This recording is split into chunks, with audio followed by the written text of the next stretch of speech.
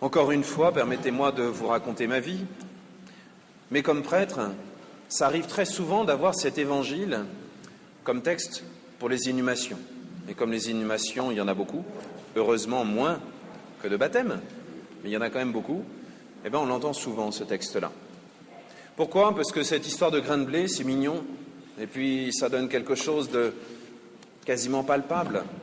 On s'oublie soi-même, on vit au service des autres, et comme le grain de blé qui disparaît, eh bien c'est une nouvelle vie qui commence.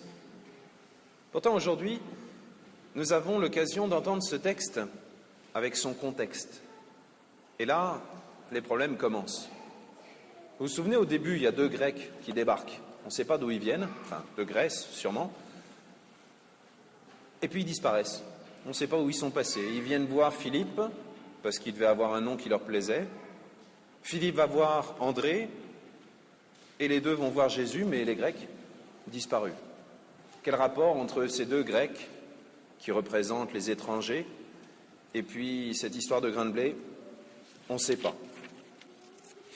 Et puis cette voix qui vient du ciel, c'est pas rien quand même. L'autre fois où Dieu avait parlé du ciel, il y avait la colombe, le Saint-Esprit, il y avait la voix qui disait « Celui-ci est mon Fils bien-aimé ». Tout le monde avait compris, c'était clair, c'était net. Le début de la vie publique du Christ, la Trinité qui se manifeste, le Père là-haut dans le ciel, le Fils en bas dans l'eau, le Saint-Esprit. Et ça, c'est joli, on peut le reciter à chaque baptême en disant, voilà, chaque enfant baptisé a le Saint-Esprit au-dessus qui lui dit « Celui-ci, celle-ci est mon Fils bien-aimé », comme pour Tess. Et là, ils n'entendent pas. Ou en tout cas, ils ne comprennent pas. Ils se disent, c'est quoi ? Comme un coup de tonnerre ? Pourtant, Jésus leur dit bien, c'est pas pour moi qui a eu cette parole, c'est pour vous. Autre bizarrerie, lorsque Jésus s'adresse à son Père, il dit « Père, sauve-moi de cette heure. Père, glorifie ton nom. »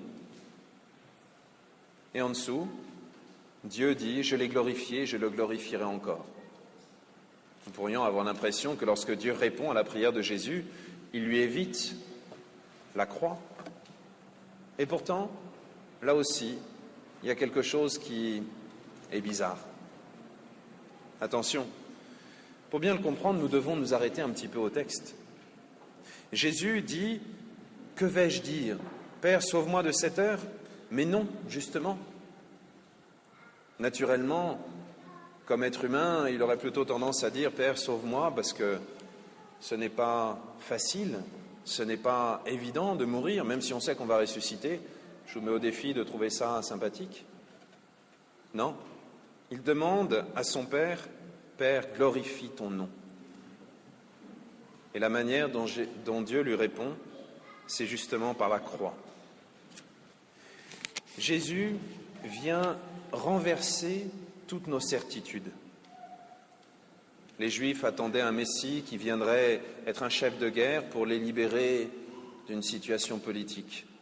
Et nous, quelquefois, lorsque nous nous tournons vers Dieu, on a envie de lui dire « Seigneur, il y a trop d'impôts. Seigneur, il y a ceci. Seigneur, il y a cela. » Et quelquefois, nous avons l'impression qu'il ne répond pas à notre prière. Là, pourtant, Jésus répond d'une manière qui est absolument fantastique. Il ne vient pas simplement pour son peuple, et les 2 Grecs qui sont là sont peut-être venus montrer ça, que Jésus est venu pour sauver le monde entier. Il ne vient pas simplement pour mettre les Romains dehors, d'ailleurs, les Romains sont restés, et ils ont détruit le temple, et ils ont viré les Juifs de Jérusalem. Non, il vient pour sauver de la mort éternelle. Il vient véritablement pour donner la vie. Pas simplement, lui, pour être comme un grain de blé qui germe, non, pour nous faire tous germer à la vie éternelle. Et la manière dont il l'a fait, c'est la croix. Moi, quand j'aurai été élevé de terre, j'attirerai à moi tous les hommes. Pour comprendre ça, nous avons eu un cadeau bizarre, difficile à accepter. La 2e lecture, celle de la lettre aux Hébreux, où nous entendons que Jésus a dû apprendre l'obéissance. Que nous-mêmes, enfants, nous ayons besoin d'apprendre l'obéissance, ça se comprend.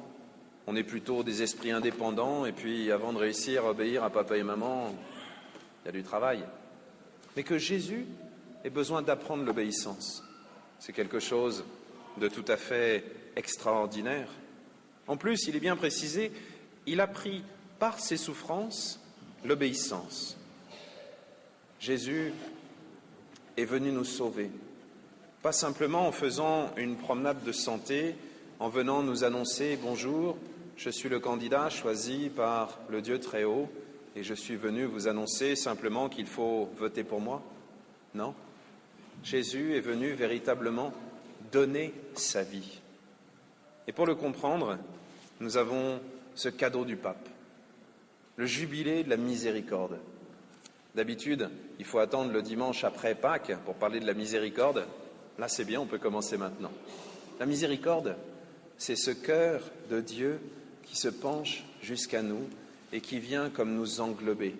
La miséricorde, c'est ce cœur de maman qui, s'il le pourrait, engloberait à nouveau son enfant, l'insérerait dans son cœur et qui vient lui redonner la vie.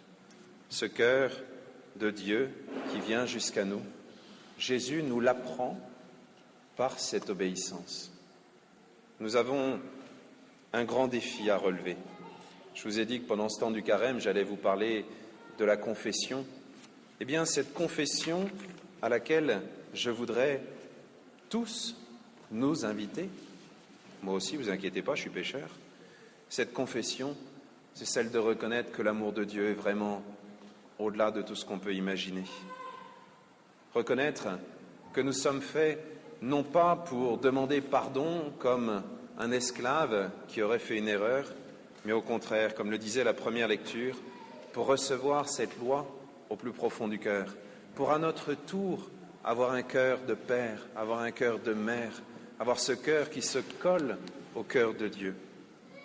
Le pape nous offre ce jubilé de la miséricorde.